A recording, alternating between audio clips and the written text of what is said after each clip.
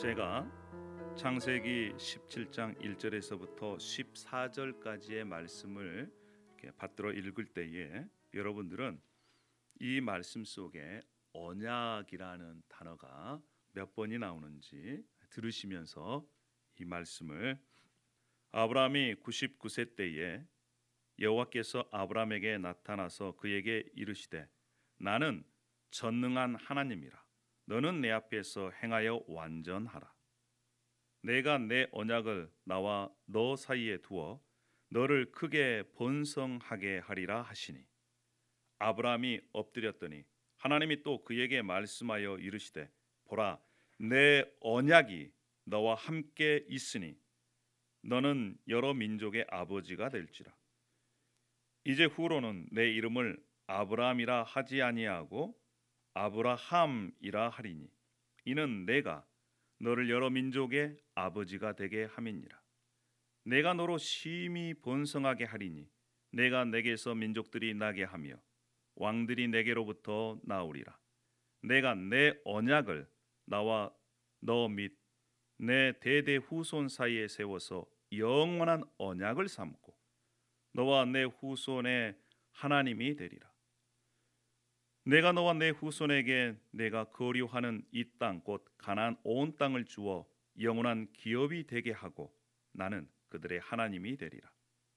하나님이 또 아브라함에게 이르시되 그런즉 너는 내 언약을 지키고 내 후손도 대대로 지키라. 너희 중 남자는 다 할례를 받으라. 이것이 나와 너희와 너희 후손 사이에 지킬 내 언약이니라. 너희는 표피를 베어라. 이것이 나와 너희 사이의 언약의 표징이니라.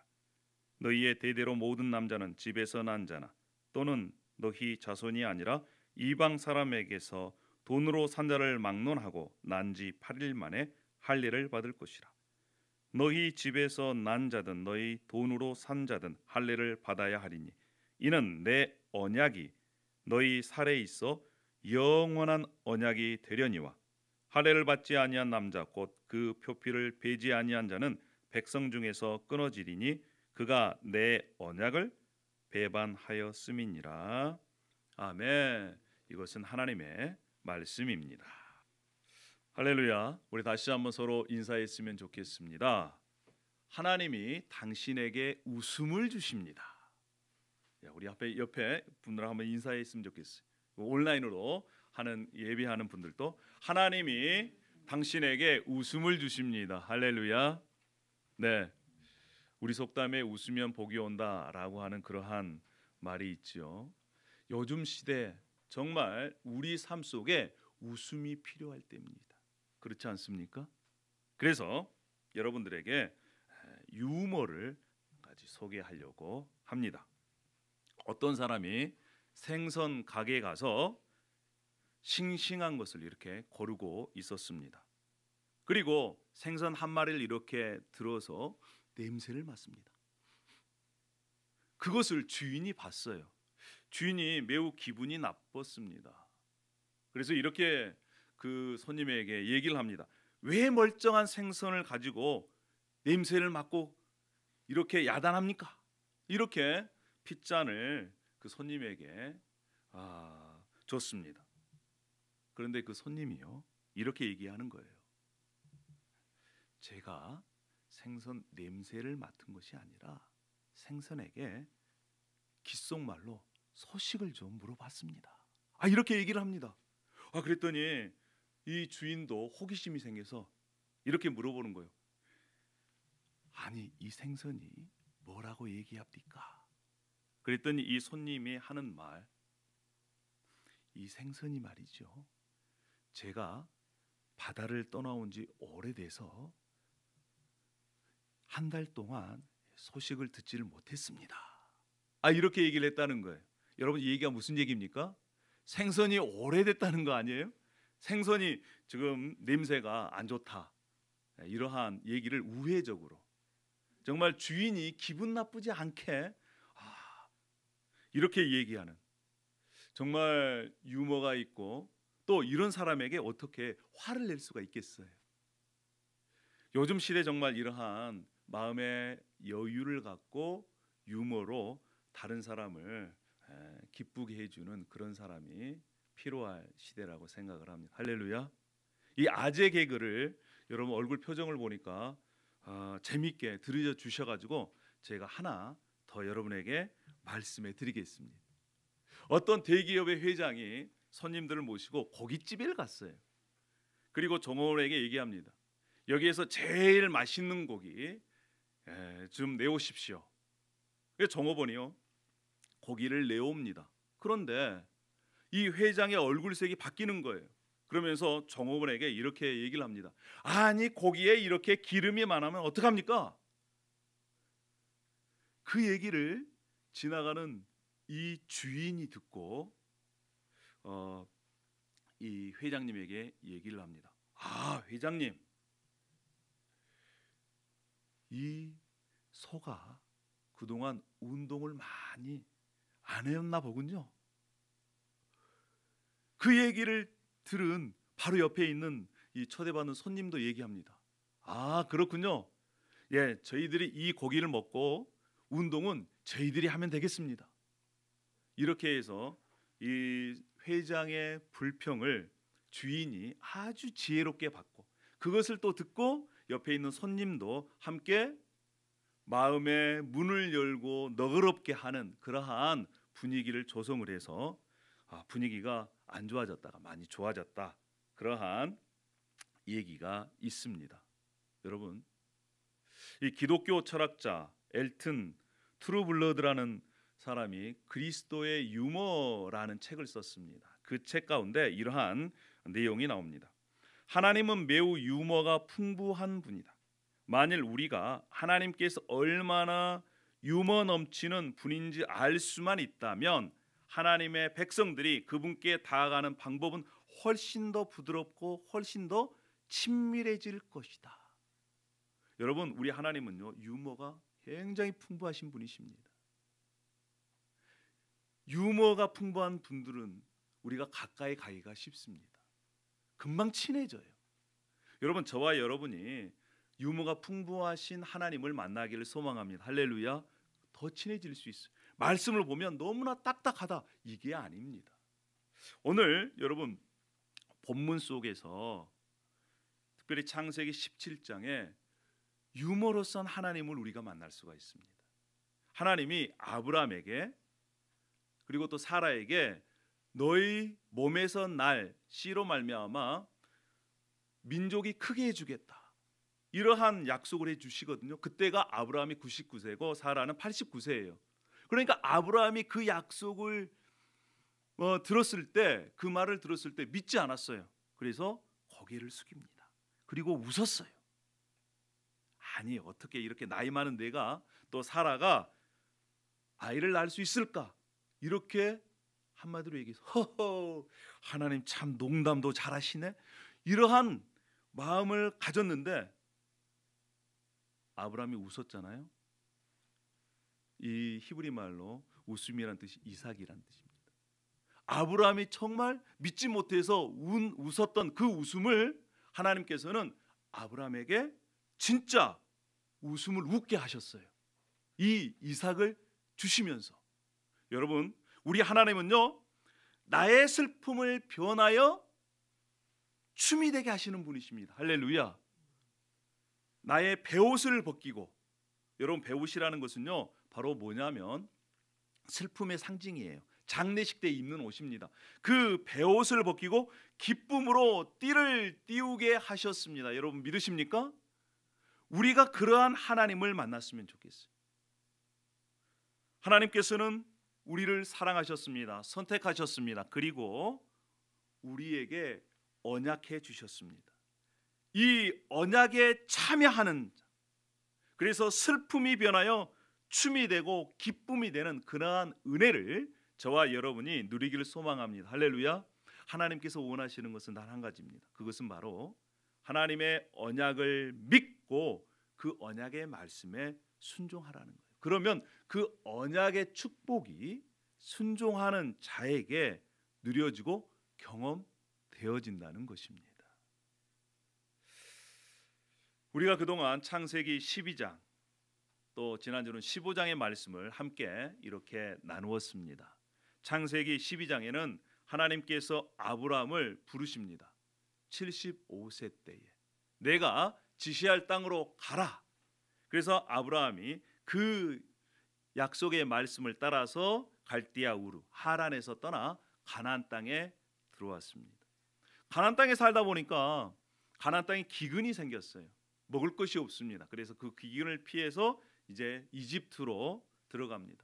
이집트로 들어가면서 아브라함은 자신의 아내 사라에게 뭐라고 말씀합니까? 내 누이 동생이라 부르라. 이렇게 거짓말을 시켜요. 그리고 이집트 왕이 사라를 데려가면서 아브라함에게 노비와 또 많은 가축을 선물로 줍니다. 근데 하나님께서 극적으로 개입하셔서 이집트 왕이 사라가 누이 동생이 아니라 아브라함의 아내라는 것을 알고 이 이집트에서 내보냅니다. 그때 이집트에 나올 때 아브라함은 거부가 돼서 나옵니다. 종도 또 가축도 많이 데리고 나와요. 그때 가나안 땅에 들어온 이 아브라함은 이제 조카 롯과 롯의 종, 아브라함의 종, 가축을 기르는 데 있어서 싸웁니다. 그리고 롯이 아브라함을 떠난 다음에 하나님께서 이제 아브라함에게 눈을 들어 봐라. 동서남북을 봐라. 그러면 눈에 보인 땅을 다 너에게 주겠다. 이렇게 약속을 하십니다. 그리고 15장에 와서 이제 아브라함과 언약을 맺어요. 동물을 반투로 이렇게 나눠놓고 하나님이 횃불로 지나가십니다. 언약을 맺습니다. 언약을 맺고 난 다음 시간이 좀 지났을 것 같아요. 아브라함의 나이가 85세, 사라의 나이는 75세. 10여 년의 세월이 지났습니다. 그런데 하나님께서 약속하신 이 후손에 대한 약속이 손에 잡히지 않습니다. 눈에 보이지 않습니다. 그래서 사라가 어떻게 하면 이 언약을 이룰까 인간적인 방법을 고안해냅니다. 그러면서 아브라함을 찾아 얘기합니다. 주께서 나를 임신하지 못하게 하셨으니까 당신이 애굽을 나올 때 이 데려온 여종 하갈을 첩으로 들여서 거기에서 아들을 낳아서 이 유업을 이었으면 좋겠습니다. 그런 얘기를 하는 거예요. 그때 당시만 하더라도요, 요즘은 아니지만 본 부인이 자녀가 없으면 본 부인이 권유를 해가지고 첩을 드립니다.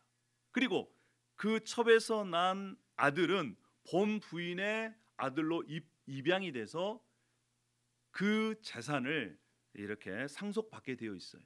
그러니까 그때 당시에 문화가 그러니까 아브라함도 솔깃한 거예요. 그래 맞아, 내 나이 85세, 당신 나이 75세, 우리가 점점 늙어가는데 아이는 가질 수 없을 것 같아. 그래서 그 방법에 따라서 하갈을 이제 첩으로 들여서 아브라함과 하갈 사이 임신을 하게 됩니다.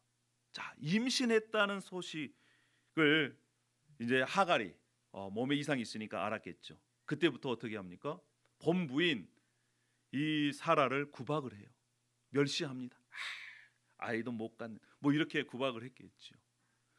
사라가 그 구박을 멸시를 당하면서 마음이 많이 상했습니다. 그래서 남편에게 가서 따지고 그리고 또 남편의 허락을 맡아가지고 이제 후처인 하갈을 구박을 합니다. 다시. 그러니까 하갈이 어떻게 될까요? 하갈이 이 본 부인 사라의 구박을 피해가지고 임신한 상태로 가출을 해버립니다. 여러분, 우리가 이 대목에서 알 수 있는 것은 바로 뭘까요? 하나님의 계획을, 하나님의 뜻을 사람의 방법으로 이루고자 했을 때는 문제의 씨앗이 되고 더 큰 갈등이 생긴다는 것입니다. 여러분, 마찬가지예요. 우리의 삶 속에도 마찬가지입니다. 하나님의 방법대로 하면 일이 순적하게 풀리는 경우가 많이 있어요. 그런데 하나님께서 약속해 주셨음에도 불구하고 그것을 빨리 성취하고자, 그 은혜를 빨리 받고자, 복을 빨리 누리고자 자신의 방법, 인간적인 방법을 동원했을 때는 문제가 더 꼬입니다. 갈등이 더 많이 생기는 거예요. 자, 지금 하갈을 통해서 후손을 보려고 했지만 그것이 오히려 문제를 더 크게 세우고 갈등을 더 일으키게 됩니다. 하갈이 사라의 이 핍박을 피해 가지고 광야로 도망갑니다. 그때 하나님의 사자가 하갈에게 나타나서 얘기해요. 돌아가서 여주인에게 복종해라. 그러면서 너가 아들을 낳을 건데 그 아들의 이름을 하나님이 들으심이라고 하는 이스마엘로 지어라.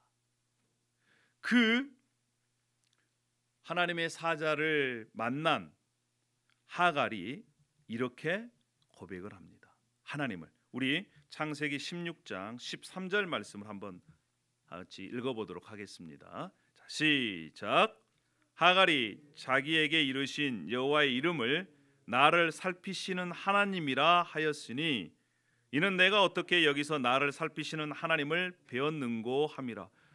하갈이 말이죠, 여주인 사라의 핍박을 피해서 광야까지 가출해서 도망한 그곳까지 하나님께서 찾아오셨습니다. 그리고 하나님께서 보셨다는 거예요. 살피셨다는 것입니다. 이것은 어떤 뜻이냐면 나를 바라보시는 분은 나에게 주의를 기울이고 관심을 가지고 나에게 공급하시는 분, 그 하나님입니다. 이런 뜻입니다. 하나님이 광야까지 도망간 하갈을 살펴보셨다는 것이에요. 보았다는 것입니다. 이 하나님은 출애굽한 이스라엘 백성들을 광야에서도 보살피셨습니다. 그리고 공급해 주셨습니다. 여러분, 구약 성경 여러 곳곳에 뿐만 아니라 성경 전체에서 하나님의 행하신 그러한 일을 본 사람이 있습니다. 하나님의 역사하심을 본 사람이 있어요. 어떤 사람이 봤을까요? 하나님을 향해 눈을 들어 하나님께 관심을 갖는 자들이 하나님의 일하심, 하나님의 행하심을 봤습니다. 여러분, 우리의 하나님은 엘로이, 살피시는 하나님이십니다. 하나님은 하나님의 자녀들을 살피시고 돌보시고 공급하시는 하나님이십니다. 할렐루야. 그래서 신약 성경 로마서에 이렇게 얘기합니다. 자기 아들을 아끼지 아니하시고 우리 모두에게 모든 것을 내어 주신 이가 우리에게 무엇을 주시지 아니하시겠느냐. 그렇습니다. 사랑하는 여러분, 저와 여러분이 살피시는 하나님을 보기를 원합니다. 할렐루야.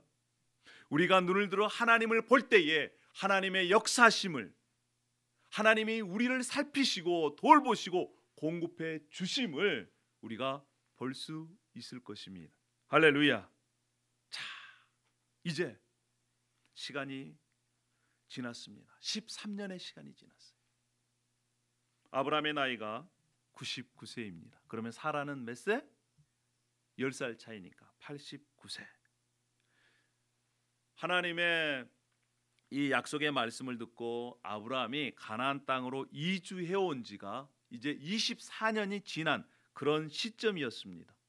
그런 시점에서 하나님께서 다시 아브라함에게 나타나십니다.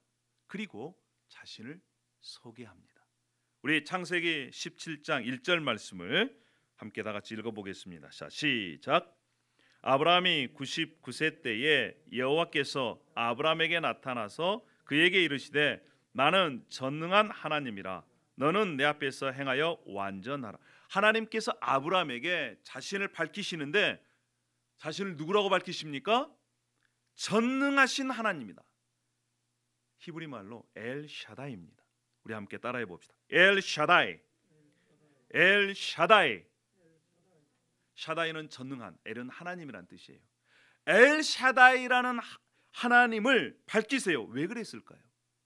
하나님께서 그동안 아브라함에게 약속하신 그 약속을 이루실 충분한 능력을 가지고 계신 분이 바로 나다, 엘샤다이, 전능하신 하나님이다 라고 하는 것을 지금 아브라함이 확신하기를 원하시는 거예요. 전능하신 하나님이시기 때문에 79살, 99살 된 아브라함이 자식을 낳게 하실 수 있는 분이다. Almighty God, 전능하신 하나님이다. 이렇게 자신을 소개하고 있는 것입니다. 그런데 여러분 보십시오. 지금 아브라함에게는 누가 있습니까? 이스마엘이 있어요. 이스마엘이 있음에도 불구하고 나는 전능한 하나님이다 라고 하는 이러한 말씀으로 자신을 소개한 의도가 있어요. 왜 그럴까요? 지금 아브라함의 마음속에는 전능하신 하나님을 믿지 못하고 있었습니다. 하나님께서 계속해서 아브라함에게 12장부터 15장까지 계속 약속해 주셨는데 아브라함은요 어떨 때는 믿었어요. 근데 시간이 지나면서 그 믿음이 점점 쇠퇴해 갑니다. 그것을 반복해 가요. 그러면서 하나님께서 나는 전능한 하나님이다 라고 말씀하시면서 2절에도 이렇게 얘기를 합니다. 내가 내 언약을 나와 너 사이에 두어 너를 크게 번성하게 하리라. 크게 번성하게 하리라. 또 약속을 해줘요. 4절에도 또 그렇게 말씀합니다. 내 언약이 너와 함께 있으니 너는 여러 민족의 아버지가 될 것이다. 그러면서 이름까지 아브라함에서 아브라함으로 바뀌어주십니다. 또 6절에도요. 내가 너로 심히 번성하게 하리니 내가 내게서 민족들이 나게 하며 왕들이 내게로부터 나오리라. 크게 번성하게 하겠다. 여러 민족의 아버지가 될 것이다. 그리고 너로부터 민족이 나고 왕들이 나게 할 것이다. 계속해서 지금 말씀합니다. 7절에도 마찬가지예요. 너와 내 대대 후손 사이에 영원한 언약을 세워 너와 내 후손의 하나님이 될 것이다. 8절에는 더 구체적으로 뭐라고 말씀하시냐? 너와 내 후손에게 이 땅을 주겠다. 영원한 기업이 되게 하겠다. 그들의 하나님이 되게 하겠다. 여러분, 이렇게 하나님께서 수차례 반복적으로 강조하면 아브라함의 반응이 어떻게 해야 될까요? 하나님 감사합니다. 그렇습니다. 저는 그렇게 될 줄 믿습니다. 이렇게 반응해야 되지 않겠습니까? 그런데 그 다음 성경을 쭉 읽어보면요, 하나님이 아브라함에게 했던 그 약속을 동일하게 사라에게 해요. 사라의 이름도 바꿔줍니다. 사레에서 사라로 바꿔줘요. 그리고 아브라함과 똑같이 사라의 몸에서 이 사라가 민족의 어머니가 되고 또 여러 왕이 나오겠다, 이렇게 약속을 확실히 말씀하십니다. 언약을 말씀하세요. 여러분, 그러면 생각해 보세요. 지금 아브라함의 나이가 99세, 사라의 나이가 89세. 그럼에도 불구하고 나는 전능하신 하나님이다. 나는 너에게 약속한 이러한 언약한 이러한 것들을 이루어 주겠다. 이랬으면, 아까도 말씀드렸으면 할렐루야 이렇게 믿음의 반응을 해야 되는데 아브라함의 반응을 한번 보십시다. 아브라함의 반응 17절 말씀 한번 우리가 아브라함에 대해서 한번 읽어보겠습니다. 자, 시작. 아브라함이 엎드려 웃으며 마음속으로 이르되 100세 된 사람이 어찌 자식을 낳을까? 사라는 99세니 어찌 출산하리요? 지금 아브라함이 하나님의 언약을, 약속을 믿고 있다는 겁니까? 안 믿고 있다는 것입니까? 안 믿고 있어요. 하나님 정말 농담도 잘하시네. 하나님 정말 웃기시네.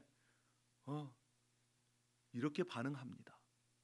그러면서 18절에 하나님, 저는 이스마엘이 있어요. 이스마엘이 저의 후계자입니다. 이스마엘로 족합니다. 이렇게 다시 되묻고 있는 거예요. 지금 되묻고 있는 부분은 하나님께서 계속해서 너 씨로, 사라의 씨에서 난 자로 여러 민족 왕들을 낳겠다고 말씀함에도 불구하고 아브라함은요 뭐라고 얘기해요? 이스마엘이 저의 후계자입니다. 이렇게 얘기를 합니다. 여러분, 이러한 아브라함의 반응을 통해서 우리가 무엇을 알 수 있습니까? 아브라함의 반응을 통해서 아브라함의 영적 상태, 신앙의 상태가 지금 어떤 상태라는 거예요? 하나님의 그 언약을 믿지 못하고 있습니다. 이스마엘을 후계자로 삼고요. 뿐만 아니라 13년 동안 아브라함이 후처를 또 한 명 드립니다. 그두라라고 하는. 그래서 6명의 자녀를 또 낳아요.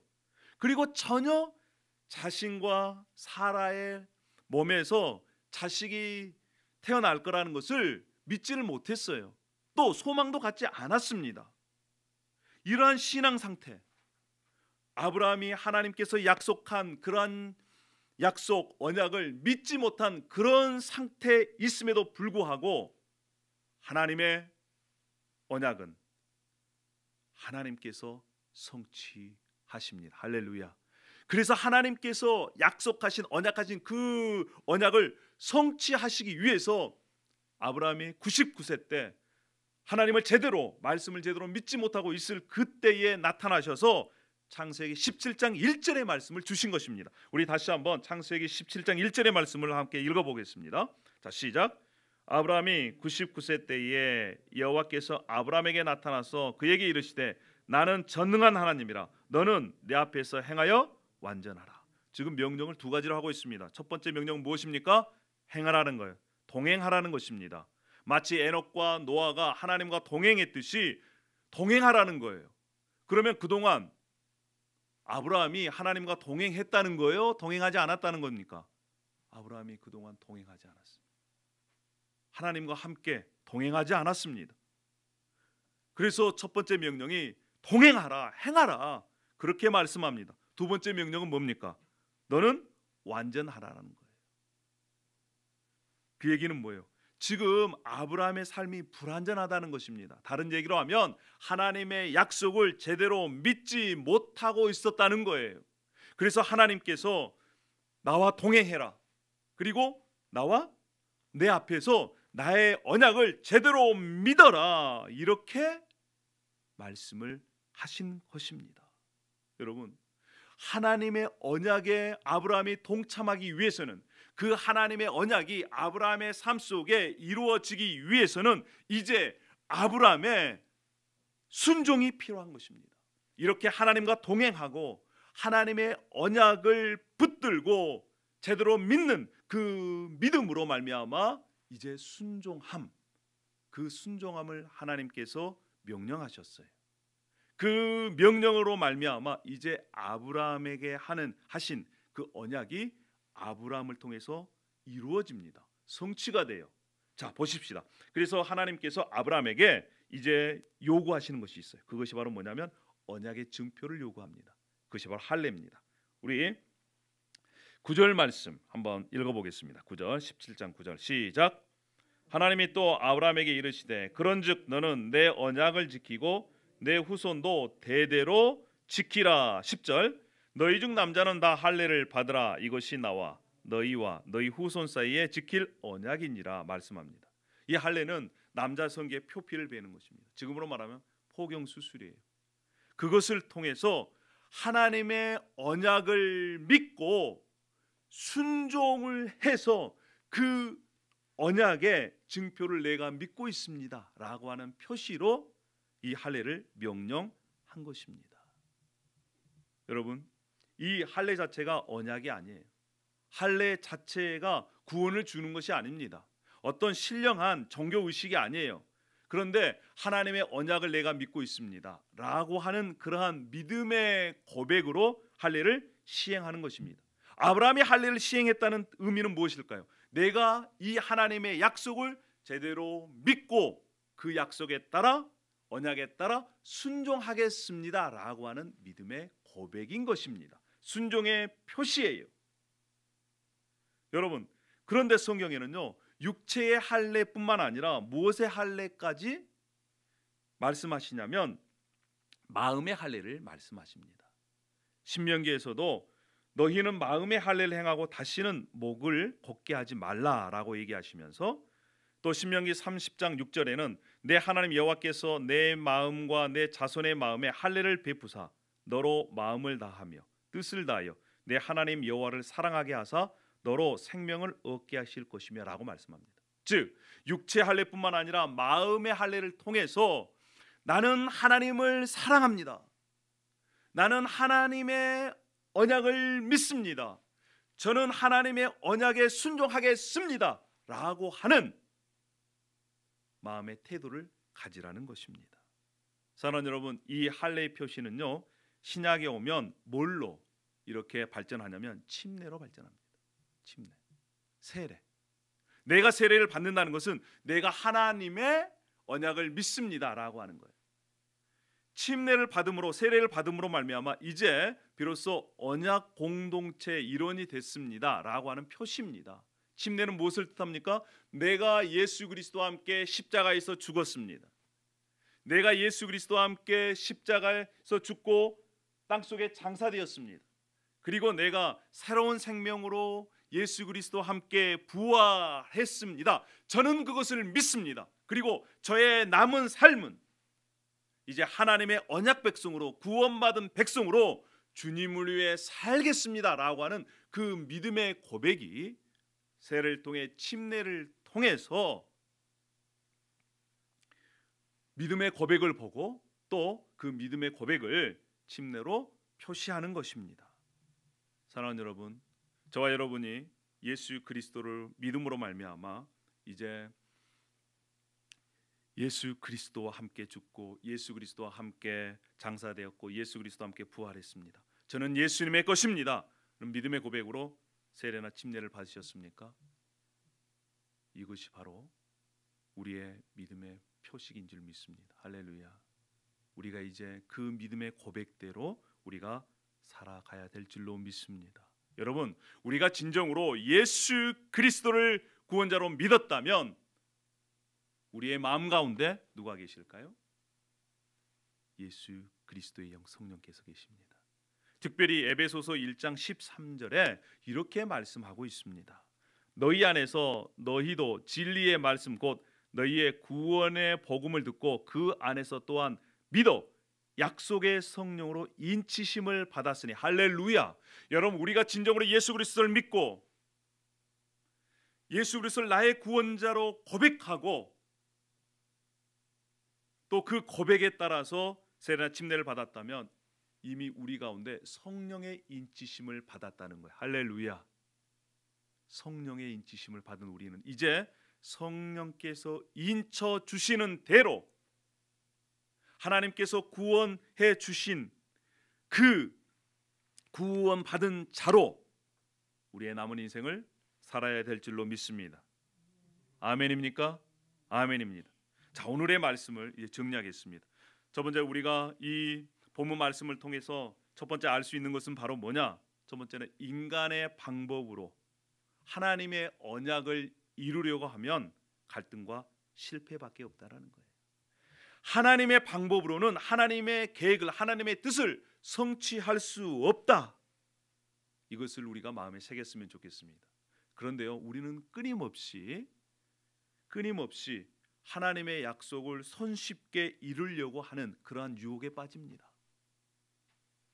하나님의 그 복을, 하나님의 방법과 하나님의 때와 그것을 기다리지 못하고 내가 끌어당겨서 내가 만들려고 하는 그러한 욕망들이 많이 있어요.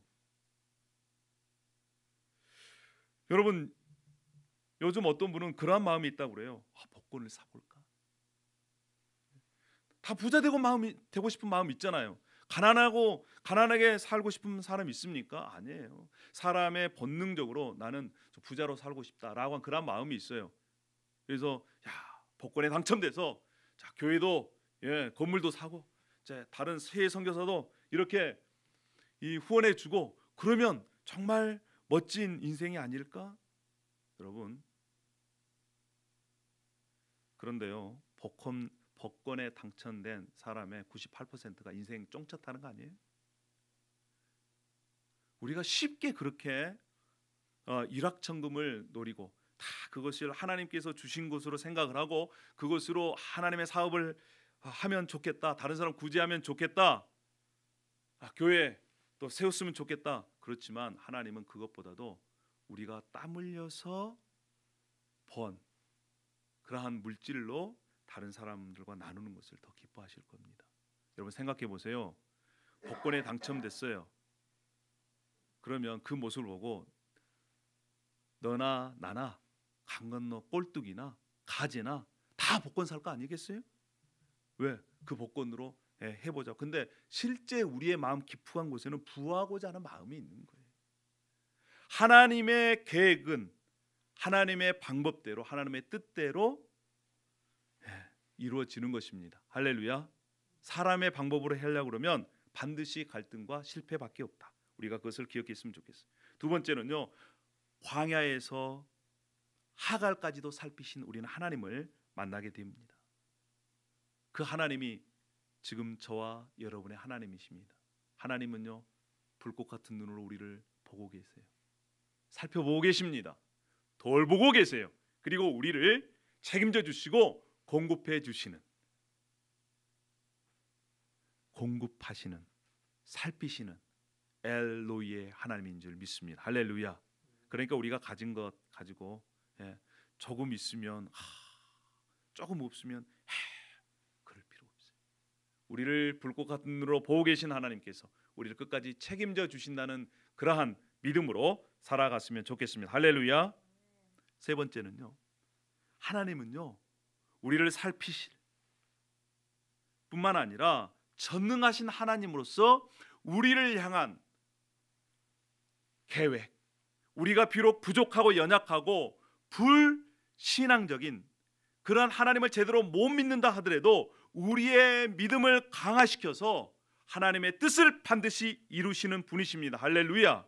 그래서 하나님께서 아브라함에게 나타나셔서 나는 전능한 하나님이다 이렇게 말씀하시는 거예요. 전능하신 하나님, 우리 하나님은 못하실 일이 없는 분입니다. 아멘. 그런데 전제가 있습니다. 이 전능하신 하나님의 그 전능함을 경험하려면 어떻게 해야 되느냐?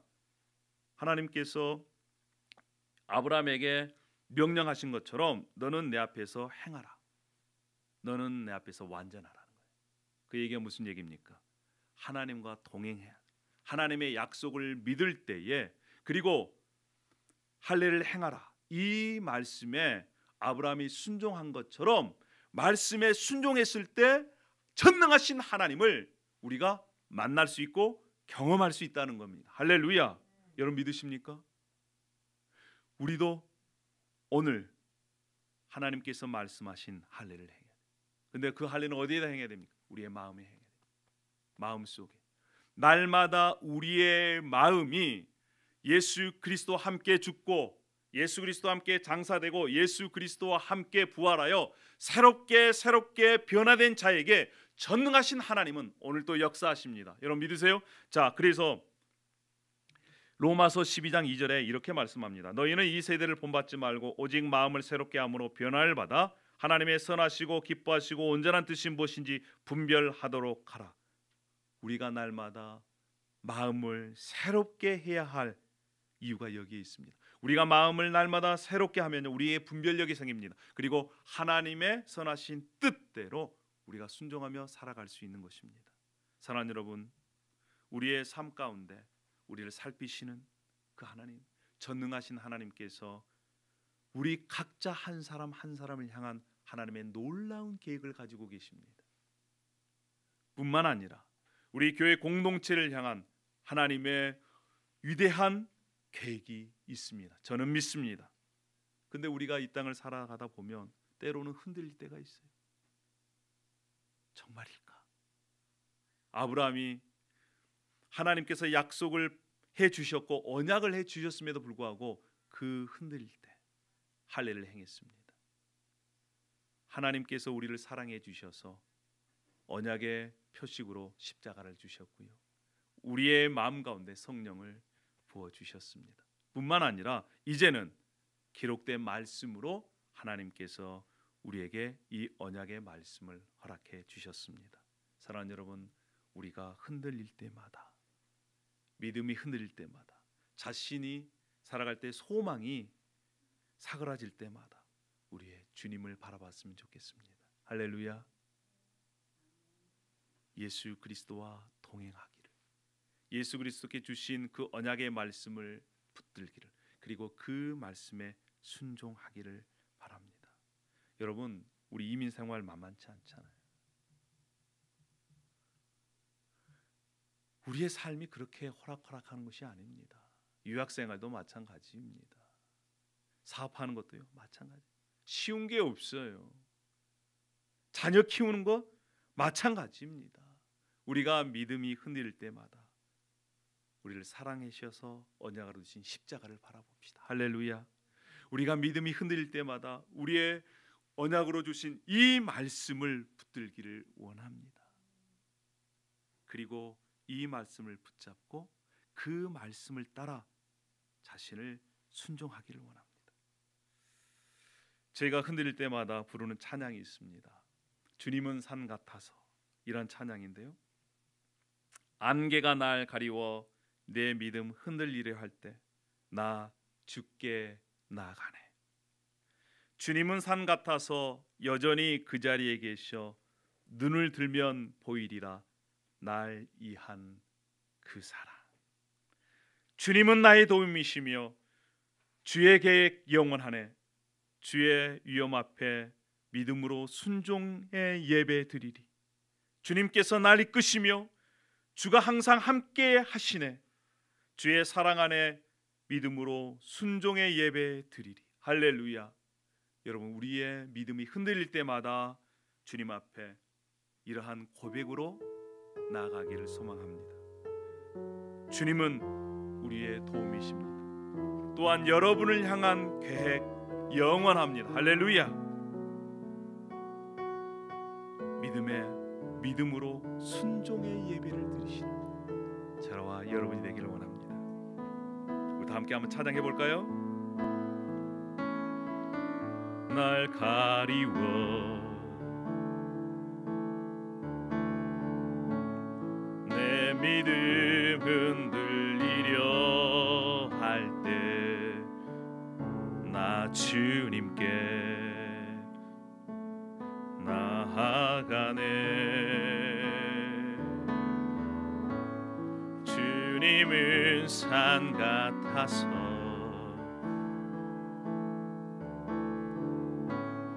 여전히 그 자리에 계셔 눈을 들면 보이리라 위한 그 사랑.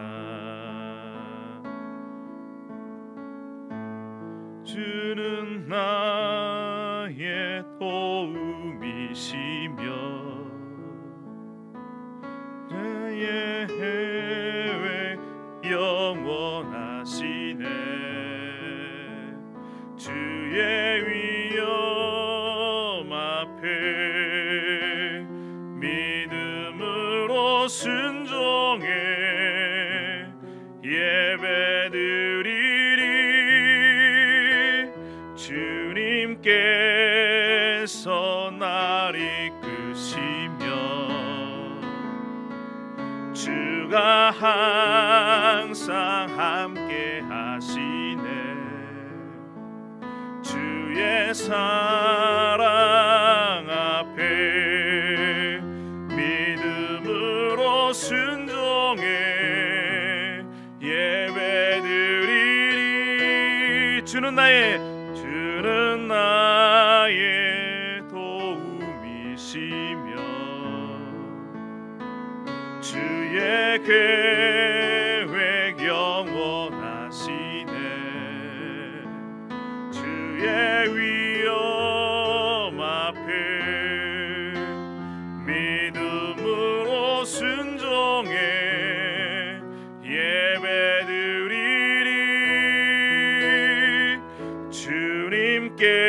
주님께서 날 이끄시며 할렐루야. 주가 항상 함께 하시네. 주의 사랑 앞에 믿음으로 순종해 예배드리리. 영원히. 이 시간 우리 조용히 우리의 믿음의 고백으로 결단으로 주님께 결단했으면 좋겠습니다. 안개가 날 가리워 내 믿음 흔들리려 할 때 나 주님만을 바라보겠습니다. 주님 앞에 나아가겠습니다. 주님은 저의 도움이십니다. 주님의 계획은 영원합니다. 주님 앞에 믿음으로 순종의 예배를 드리길 원합니다. 이런 고백으로 주님께 우리의 믿음의 결단을 고백하길 원합니다.